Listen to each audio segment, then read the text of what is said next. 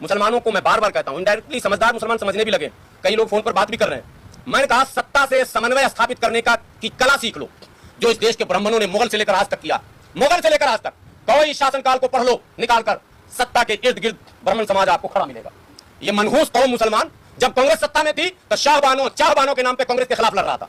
अब भाजपा सत्ता में आई तो भाजपा के खिलाफ लड़ते रहो। ये सत्ता के खिलाफ ही लड़ने के लिए पैदा हो गई, पता नहीं कौन तरबियत मिल गई अंग्रेजों के खिलाफ। अगर अंग्रेजों के खिलाफ ना लड़े होते तो अलीगढ़ जैसी 100 यूनिवर्सिटी आज होती आपके पास, कहीं काम नहीं किया। ये इसका लीडरशिप सिर्फ लड़ाकू विमान। आपने सुना, शायद आपको कुछ अटपटा लगा होगा, लेकिन उन्होंने कुछ भी गलत नहीं कहा। मैं उनकी सभी बातों से सहमत हूँ और उनका समर्थन करता हूँ।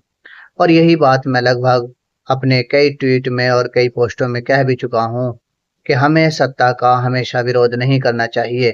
सत्ता का विरोध करके हमने पहले ही बहुत नुकसान उठाया है। हम अंग्रेजों के ज़माने से लेकर अब तक सत्ता का विरोध किया और नतीजा ये रहा कि हम हर चीज़ में पिछड़ गए और हमें बहुत भारी नुकसान उठाने पड़े और फ़ायदा हमें कुछ नहीं हुआ। हम हमेशा सत्ता का विरोध करते रहे, ज़रा सी बातों पर हमने बातचीत को अहमियत नहीं दी या सत्ता के साथ चलने को अहमियत नहीं दी। नतीजा ये रहा कि हम शिक्षा में, स्वास्थ्य में, रोजगार में, राजनीति में, सब चीज़ में हम पिछड़ गए और आज हम अपने अस्तित्व की लड़ाई लड़ रहे हैं। अब भी कुछ लोग सत्ता का विरोध करते हैं बेवजह, जबकि वो जानते हैं कि केंद्र में मौजूद सरकार बहुत ताकतवर है और बहुत मेजॉरिटी के साथ है। फिर भी हम विरोध करते हैं, जानते हैं कि हमें नुकसान उठाना पड़ेगा। हम बातचीत को तरजीह नहीं देते, ना ही सत्ता के साथ कदम ताल मिलाने को तरजीह दे रहे हैं।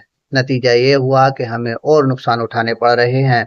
हमें चाहिए कि हमें सत्ता के साथ मिलकर अपने काम को निकालना चाहिए, अपने समाज के लिए काम करना चाहिए और सत्ता के साथ बातचीत को तरजीह देनी चाहिए। हमें नीतीश कुमार, चंद्रबाबू नायडू और रामविलास पासवान जी से सीखना चाहिए कि केंद्र में सत्ता के साथ मिलकर कैसे काम किया जाता है और अपने समाज के लिए किस तरह से काम किया जाता है। हम हमेशा सत्ता का विरोध नहीं कर सकते, नतीजा ये रहेगा कि हमें और नुकसान उठाने पड़ेंगे। मैं देखता हूँ कि ज़रा सी बातों पर मुस्लिम नौजवान केंद्र और राज्य सरकारों के खिलाफ आक्रामक होकर हमला बोलते हैं। वो फेसबुक, ट्विटर और इंस्टाग्राम पर या सड़कों पर उतरकर विरोध करते हैं। नतीजा ये होता है कि हमारे नौजवानों को जेलों में ठूंस दिया जाता है और भारी मुकदमे लगाए जाते हैं, जिसका मुस्लिम परिवारों को खामियाजा भुगतना पड़ता है। हमें इन चीज़ों से कुछ सीखना चाहिए